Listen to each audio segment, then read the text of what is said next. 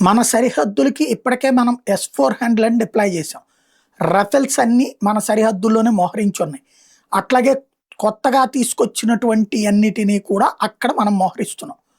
China తనకి సంబంధించినటువంటి JF-15లు సరిహద్దులో మోహరించిందని మొన్ననే చెప్పుకున్నాం. ఇప్పుడు పాకిస్తాన్ 250 చైనా నుండి కొన్నటువంటి హోవిట్జర్లని ఇండియా బోర్డర్కి చేరుస్తోంది.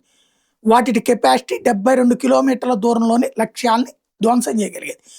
మనం సరిహద్దులోకి డిప్లాయ్ చేసినటువంటి ఏవైతే డ్రోన్ యూనిట్లు వచ్చేటప్పటికి పాకిస్తాన్లో ఉన్నటువంటి వాటిని దాదాపు 150 కిలోమీటర్ల దూరంలో ఉన్న వాటిని ధ్వంసం చేయగలిగిన కెపాసిటీ మనవి ఉన్నాయి.